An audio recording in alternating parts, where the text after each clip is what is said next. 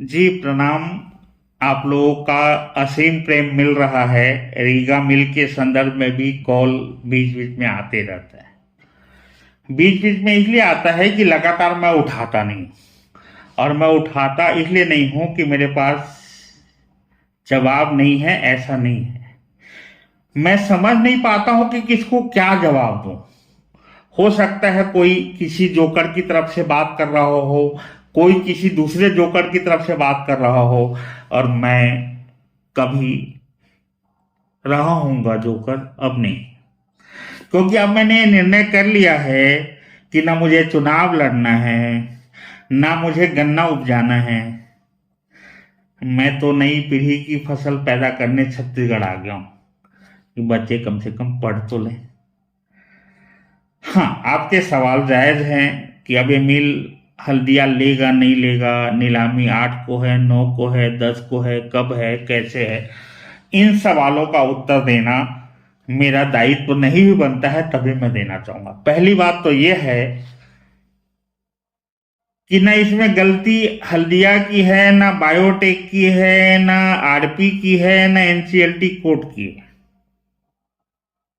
Court Calcutta में, RP Calcutta में, हल्दिया दुर्गापुर में, बायोटेक गुजरात में। लेकिन धनुका के दलाल पग पग पर, हर एक पग पर कोई है तो वो धनुका का दलाल है। और सबने जितना डराना था डराया। हालांकि जो भी पैसा जमा हुआ है वो किसी को वापस नहीं मिलने वाला। और मैं आपको आज ये बताना चाहूंगा कि हल्दिया को ढूंढने वाला धनुका था, और धनुका उसमें साइलेंट पार्टनर था।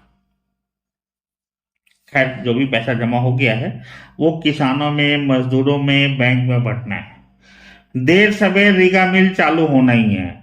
लेकिन ऐसी कोई भी उम्मीद आप कम से कम लोकसभा चुनाव तक नहीं रखें, क्योंकि राजनीति की एक बड़ी वाली नीति ये होती है कि अच्छी घोषणाएं होती हैं, अच्छा काम चुनाव से पहले नहीं होता, और चुनाव के बाद लोग भूल जाते हैं।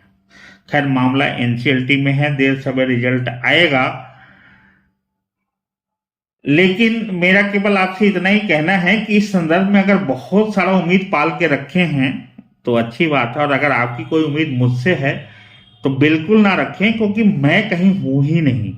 ना मैं नेता हूं, ना मैं पत्रकार हूं कि कभी देवेश चंद्र ठाकुर को लाके जूस पिला के नौटंकी कर लूं, कभी सीताराम सिंह का बेटवा रंजीत को बुला के नौटंकी कर लूं। ये सब मैं कर ही नहीं सकता। कभी पत्नी को कंपनी में लगा के तनख्वाह लूं। मिल बंद हो गया, जो काम करने वाले कर्मचारी थे उनको पेमेंट नहीं मिला, लेकिन एक पत्रकार की पत्नी को लगातार पेमेंट मिल रहा था, पत्रकार समेत। क्यों मिल रहा था, कैसे मिल रहा था, कौन दे रहा था? धनुका दे रहा था, उसका बेटा दे रहा था? कमाई का दे रहा था या अय्यासी का दे रहा था? इस सवाल पे मैं जाना नहीं चाहता हूं। इतनी गंदगी में उतरने का स्वभाव मेरा न कभी रहा है, न कभी रहेगा। लेकिन मैं केवल आपको इतना बताना चाहता हूं, मां सीता की जन्म धरती है। पत्रकार दलाल हो सकते हैं, आपका नेतवा सब दलाल हो सकता है।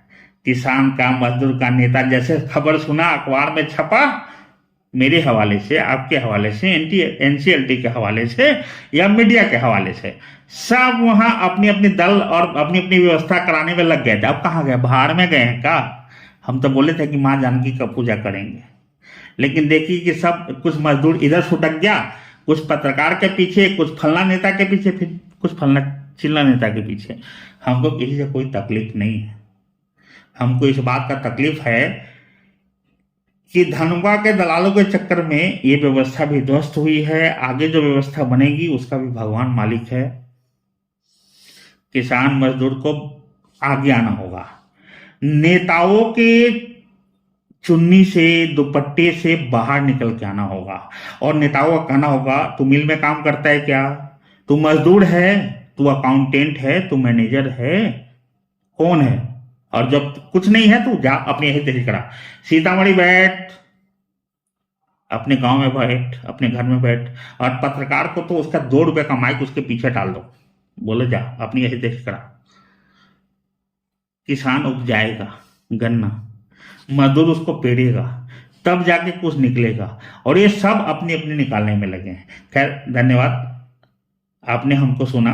और मैं आपको केवल इतना ही बताना चाहता हूँ कि मैं कहीं भी नहीं हूँ, ना किसान हूँ, ना मजदूर हूँ, ना नेता हूँ, ना पत्रकार हूँ, लेकिन मेरी संवेदना उस मिल के साथ जुड़ी है और देर सवेर इसको चालू होना ही है।